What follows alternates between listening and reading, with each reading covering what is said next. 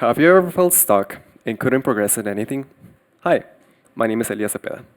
According to a study conducted in the Bradford PA District School, taken by Chess in Education from 1996 to 2001, showed the students who play chess daily showed an annual increase of 17.3% of critical analytical thinking skills, rather than the students who didn't play chess. Many people may argue or think and have the common misconception of thinking that chess is only for very intelligent people or very old people. Many of you may learn chess by relatives, usually older, by your grandparents, your parents, or even a tutor. In my personal experience, I think that the biggest challenge in chess is having the courage to learn from past mistakes and having the perseverance to never give up. Chess can be played in different ways. You may be thinking, how is that?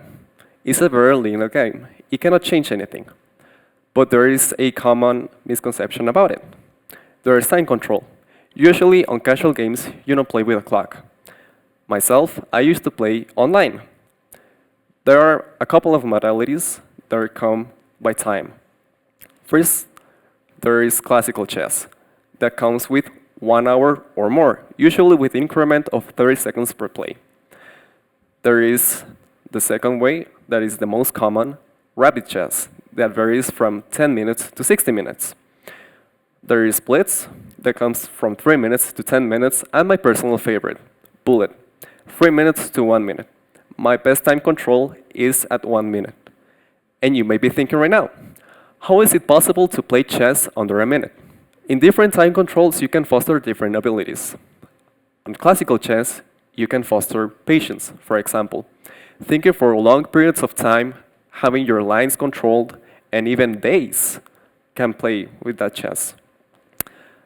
In bullet, I foster what comes along with my personality, that is being witty. You come along with a lot of things. You don't have time to think. You don't have a lot of preparation. You have to know very well your lines, unless you're going to waste precious seconds on things that can be easily memorized. You can come along with things that can come off your mind. Creativity, that usually doesn't come along with chess. But in that short period of time, gives you a way to create traps and different ways to get with your win. I see chess as a reflection of life. Why is that?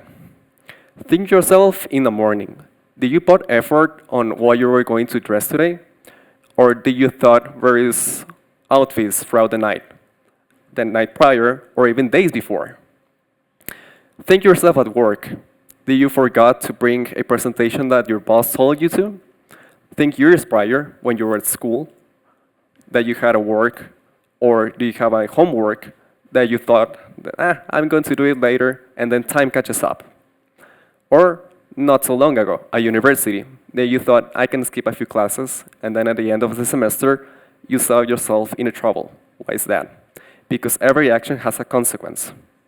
Chess is a single-player game based on yourself versus someone else. Everything has an outcome. Every little choice that you make today can impact later on. A wrong move a pawn can lead to a disastrous endgame or middle game. So, that's why I think that. I started playing chess at a very young age, around 5 years old, or 2011. Here's a picture of my brother Josue and my grandparent David Mendieta. He was a theologist. He was a very important person in my life. He was a very wise man. He died last year due to cancer, sadly. But last year's, around the end of 2023, when he got his last diagnosis of cancer, that he has 3 months to live, I started to overthink things, and I didn't want to be thinking of them. So I started playing chess again, because it requires to think over and over and over again. And it was a way to me to be reconnected with him in a way that I could think of him every time I play. When I was a child, I didn't quite understand the rules that were given to me. I just liked the pieces and spending time with my grandfather. But there are a few questions and a few phrases that have stuck with me, not only when I play, but also when I do every task day. For example, One of those are think 2 steps ahead. Never do something impulsive. Of course, every day you do decisions that are like automatically. You don't think about it, but you always have to have a plan. Don't think and rush, for example. That can came in bullet. You gotta do things quickly, on a snap. I invite you to, right now to close your eyes, just for a second. Come on, close your eyes. Visualize the chessboard. 8 by 8 chessboard. 64 squares, 16 pieces by your side, 16 pieces by your opponent's side. 8 pawns, 2 rooks, 2 bishops, 2 knights, 1 king, and 1 queen. Everything is symmetrical. You don't have an advantage that your opponent doesn't have. Maybe if you're white, you can move first, but that's not important. Think of this as your daily life. Everything is perfect, nothing is extraordinary. Now, think yourself as the king on the middle of the position. All your pieces are gone. There is nothing left. Your opponent is a few moves to checkmate you. You're stressed, you are discouraged, you don't know what to do. This can be reflected as one of your biggest troubles or biggest mistakes in your life. It can be back when you were a child, when you were a teenager, or as an adult. You didn't know what to do. You can open your eyes now. As you can see, you're here. Everything has an option, and everything has a consequence. Everything has passed, and it has a solution. But how did the solution come? It came by taking action. When you're in that situation, you can do 3 things. First one, you can surrender, which I don't encourage because there is also another way to be continuing. A second way that you can do is, well, let your opponent checkmate you, which is okay. Losing is an important part of life. We don't like to lose. It's an awful sensation.